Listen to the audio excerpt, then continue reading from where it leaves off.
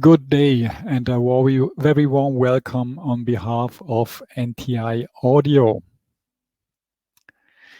Today, I would like to introduce you to the fundamental applications and use the operation of the FX Control software.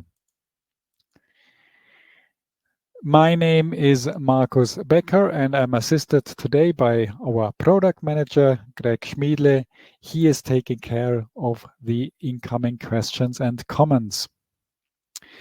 As you can see, we have prepared a couple of topics for you for today. We will start with a brief overview on the FX100 audio analyzer system and then have a direct look at the features of the FX Control software, the concept behind that package. We will explain the hardware and wiring and the worksheets, the screen layout. We will introduce you to the various measuring modes and also the options to visualize and log the result data. All these topics here will be presented in a kind of a practical presentation. So we will focus definitely on the practical aspects in this webinar. After that, I will summarize the key features and aspects, and I will add some more hints and tips. As usual, I expect that the presentation will last about half an hour. So let us start with a look on typical applications for audio analyzers. It starts with the R&D lab, where you are looking for an instrument with a very wide range of features and functions that is able to cover your individual demands. So we need a solution with maximum flexibility, and the instrument should, of course, be as accurate as possible in order to allow you to properly assess your devices and evaluate its performance. Another field of application would be the production line. Here it is essential that your test bench can be integrated easily into an automated environment, and which is at least as important, that you are looking for a fast test instrument, because it's quite obvious time is money. So the shorter the test cycle time, the better for your economic aspect. And a third field would be the service and repair of broken or other instruments that need to be calibrated, for instance. Here you're looking for a test bench that provides an adaptable functionality, adaptable to your demands. And let's say if you have to execute some specific procedures again and again, you would appreciate if that system can be at least semi-automated. The good news is that the FX100 audio analyzer is perfectly suited to cover all these three fields in the same convincing way. How can that be done? The first aspect is the hardware. You see here an FX100 rear view, and you see it is a modular instrument, so you can select the options, the modules, the plug-in boards that fit best to your application. We will, of course, be happy to assist you in finding the best solution. But in addition, we have even additional accessories, external devices that round up the functionality of your system, that allow you to tailor your test instrument exactly to your application. When we look at the software side, we have three packages of interest. Let's start with the RT Speaker software, a solution that has been tailored and optimized for loudspeaker testing. We have the same for microphones, the so-called RT microphone software, and we have the FX Control software, which is a general purpose solution which is very flexible, can be tailored to all kinds of application, and this is actually the item or the package we are looking at in this webinar. That brings me already to the practical part of my presentation. Here on my bench, I have a FX100 instrument with an SiP module that is a power amplifier that allows loudspeaker testing. I will connect it to a loudspeaker and to a microphone. This is a very typical application for the FX100. The instrument is connected to the PC via USB. We are running the FX control software, the latest version, and this setup is the one I'm going to present to you right away. So let me please flip over to the FX control software. And here you see the startup screen when you start from scratch with a new project.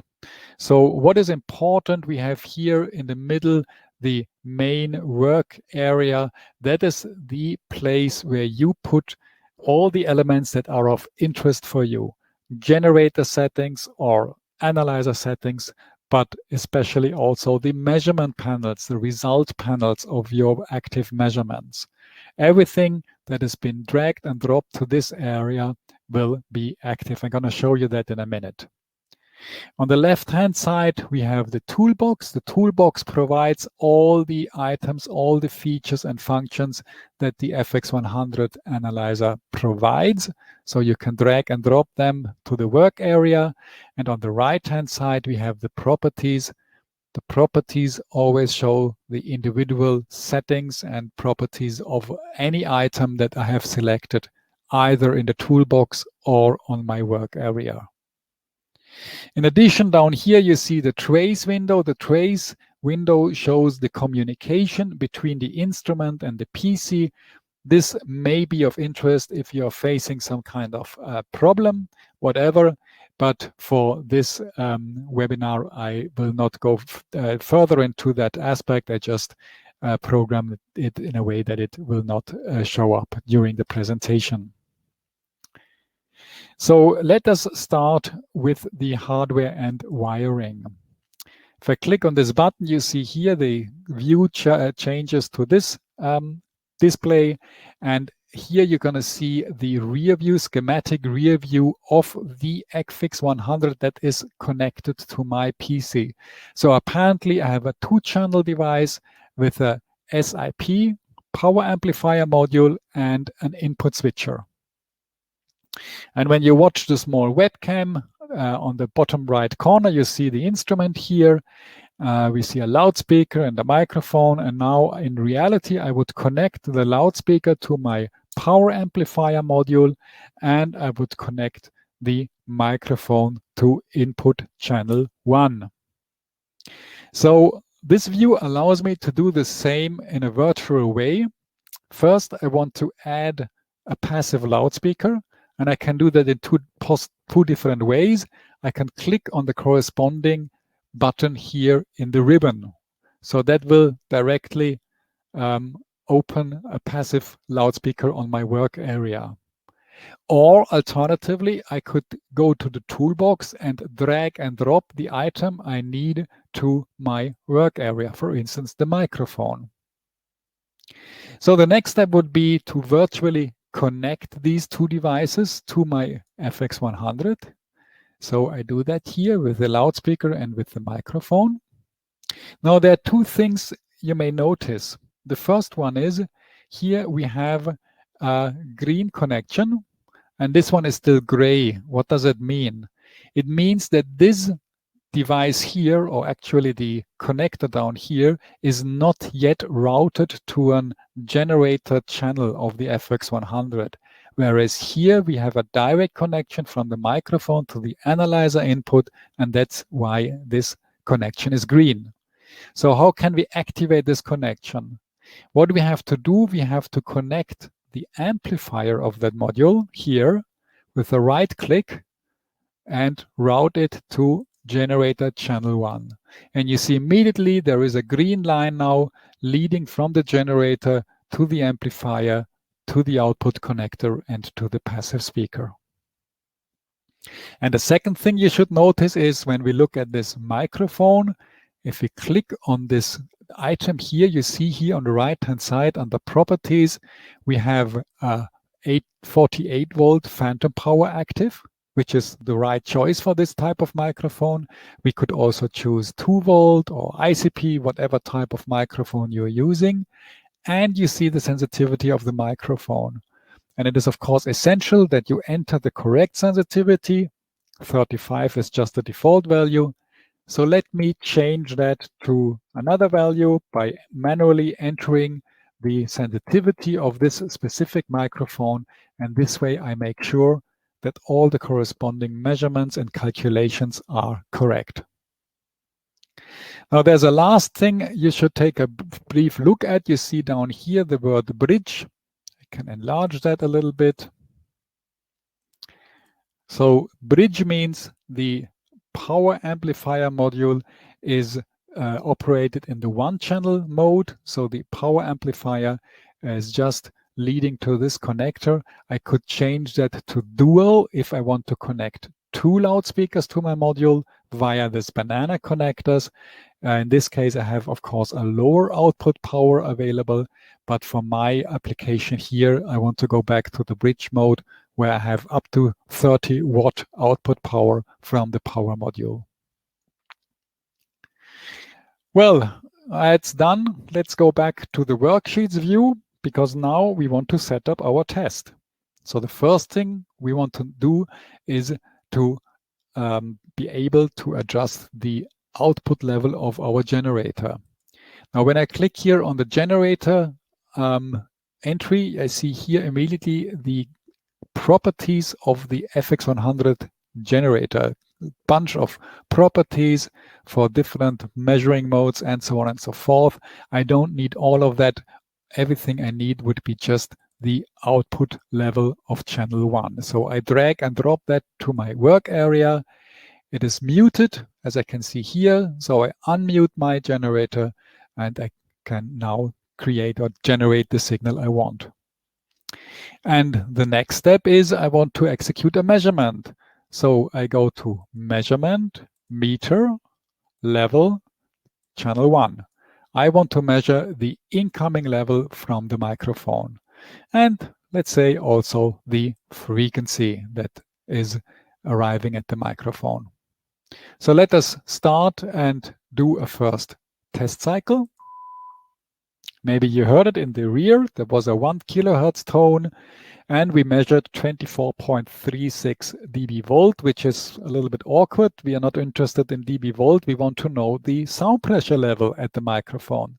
So click on the panel, look at the properties, change to dBSPL, redo the test, and we see now 100.5 dBSPL. That's much more helpful for us. But let us assume we want to know even more about this signal. We want to know the spectrum that is received by the microphone. So for that purpose, we go again to the measurement, meter, FFT, and we add the FFT graph to our work area. Redo the test, and we see the spectrum. Still, there could be the demand to adapt this FFT to your specific requirements.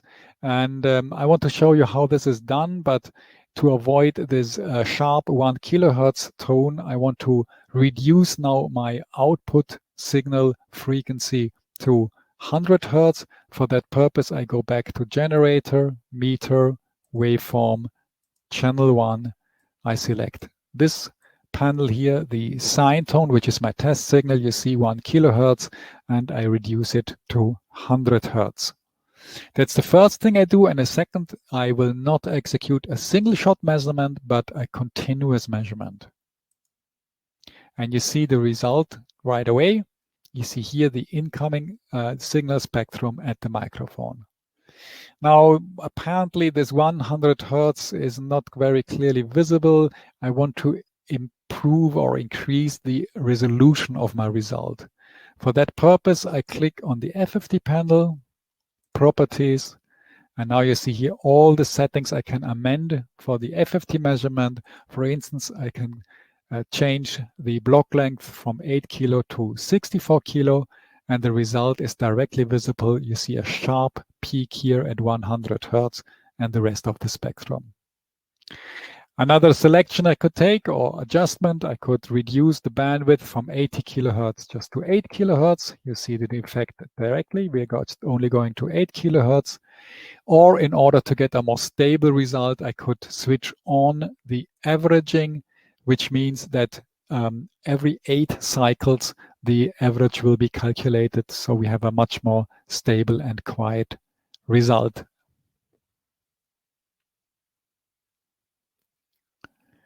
So you see, there are a couple of adjustments I can make to optimize my FFT spectrum display. Now let us go a step further and let us assume we want to add a glide sweep measurement for the frequency response. We are interested in the frequency response. So for that purpose, I add the glide sweep frequency. This is the test signal frequency, 20 Hertz to 20 kilohertz. Let's assume we just want to go to 10 kilohertz, so I amend it. And I want to add from the measurement toolbox the level measurement channel 1. Restart the test.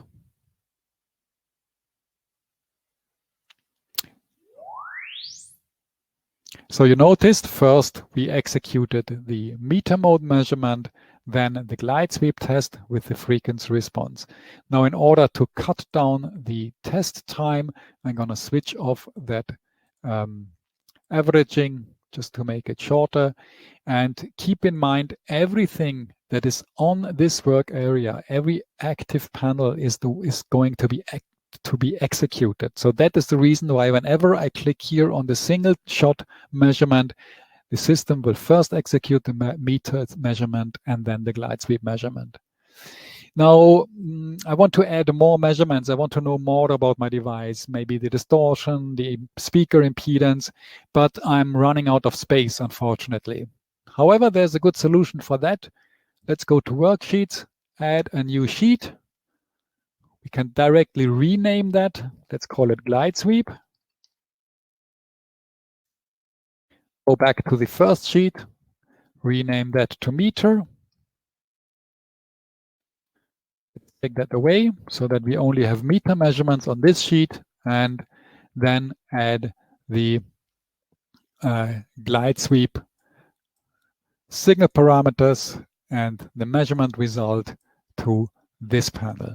Now we can easily add more result panels, for instance, the total harmonic distortion, and the next would be the speaker impedance. However, keep in mind the speaker impedance is an electrical measurement, and so far, if you remember, we have only connected the microphone to the analyzer. So what we have to do, we have to connect this shunt resistor, which is part of the module, of the power amplifier module. We have to connect this shunt resistor to the second input channel of the FX100. And you see it immediately the internal wiring from the shunt resistor to analyzer channel 2. Now we can add speaker impedance channel 2 to our worksheet. Restart the measurement.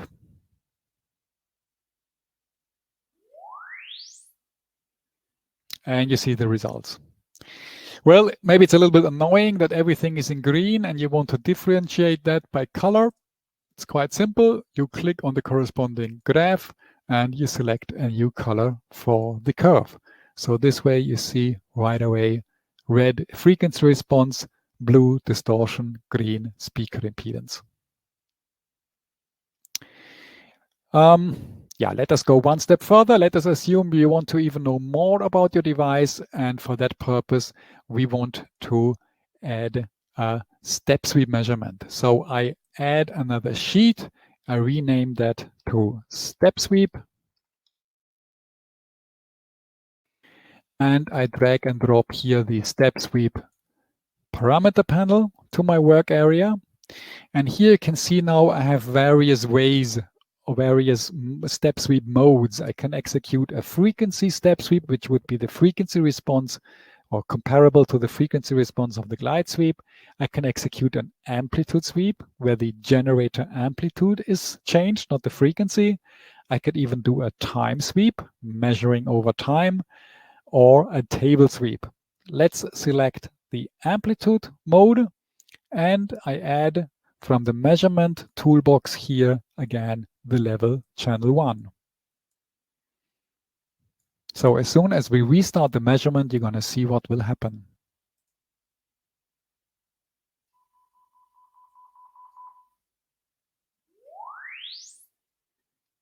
We have the 3 measurement modes that are executed in a sequence, starting with the meter.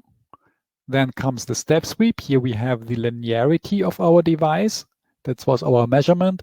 And the third part would be the glide sweep. So now we have a pretty comprehensive analysis of our device under test. We can see the results, but we are of course also interested in logging the data. We just don't want to watch them. We want to save them maybe for post-processing or because you need to issue a report about the performance of your device, whatever. So what do you have to do to log the data? It's quite simple. We go here to the logging menu and we enable the logging.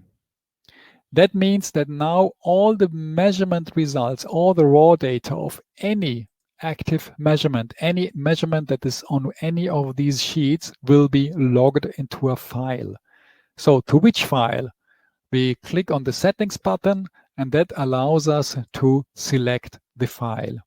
So I would go for here the folder in which my webinars are saved. Here I have my folder, let's call it the demo. Now this is the default folder into which my data will be written into that file. We can decide in which type I want to save the data, CSV or as plain text or as Excel. So I want to have it in Excel format. And here I can decide whether all data, whenever they are taken for this project, shall be written into the same file or whether I want to reopen a new file once per week or daily or even at each measurement. I leave it here with the setting. I confirm. And now I would redo the test, restart the test.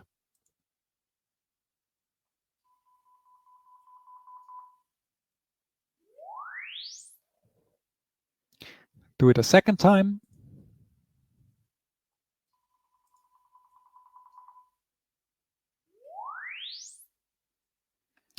And now take a look at the result. I open the corresponding file and you see now here 2 cycles. First, the frequency measurement in meter mode, the level measurement in meter mode, the FFT result you see here. For each frequency we have 2 level results, so a lot of raw data. We have the step sweep, the amplitude, the linearity result, and here the glide sweep level results, and so on and so forth, the THT and the speaker impedance. Now, having all this raw data, we can create our own report, but maybe we are also interested in a graph. And that's very simple to get there. We just go back to the FX control. We click on this button here. You see here, copy data. And now returning to the MS Excel, we enter the contents, or it's a paste special in the English on the English operating system. And now we have the choice whether we want to enter the bitmap, which would be the graph, or just the raw data, but we have already the raw data. So I select the bitmap and you see here, I can now even have my graph added to my Excel sheet. So you see, you're very flexible in compiling all the data you are looking for. Last but not least, having made all these selections, you certainly want to save it, because tomorrow you don't want to restart from scratch. You want to redo, you want to reopen this project, you want to reuse it. So very simply, you click on this button here and you save it under any folder, under any name you want. So that allows you to reopen it at any time. I just renounce on that, but you can see I have here already a couple of files, of project files saved, and you can just add the one you just created. Well, would like to go back to my PowerPoint presentation, briefly summarize what you have seen. We have seen the fundamental layout of the FX control software with the work area.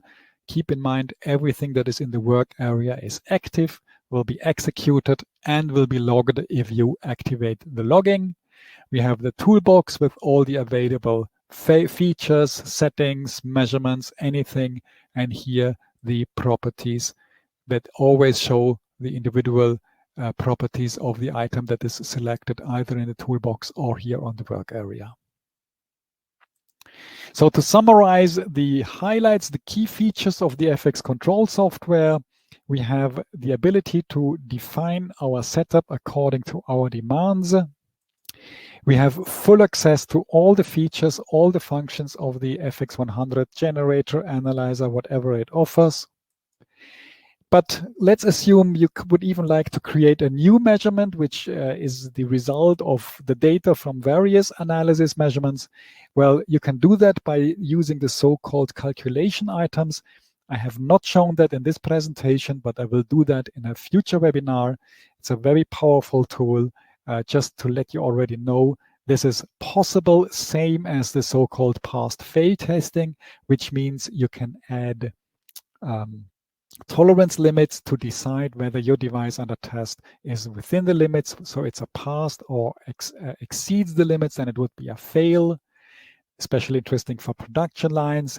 You can also program a test sequence. The sequence can even be interactive, which means that the user needs to enter a certain value or confirm a certain step. Gonna show you that in another webinar as well. Was not part of this presentation. When we're talking about integrating the system into an automated environment, you need a digital I/O interface. We have one by default in every FX100, and it is completely supported by the FX control software, so you can also use that for integration. I have shown you the default data logging of the raw data that have been acquired, and in addition, you can even create customized reports. I'm going to show you that in a future webinar as well. And last but not least, and coming back to the starting point of this presentation, all these features and functions and the possibilities make the FX Control a very good choice for all three applications I presented to you: R&D labs, service and repair stations, but also production lines. If you do not know what exactly you need, what configuration, or if you're uncertain about that, please do not hesitate. And that brings me to my last slide. Contact us. We have a very powerful, very knowledgeable sales network, sales and support network worldwide. You can always contact us here at the headquarters. We will always be happy to support you. Please do not hesitate. Me from my side, I want to thank you very much for your attention. I hope this webinar was helpful for your work. And of course, I would be happy to welcome you at one of our future presentations. Up to then, stay healthy, have a good time. Thank you and bye-bye.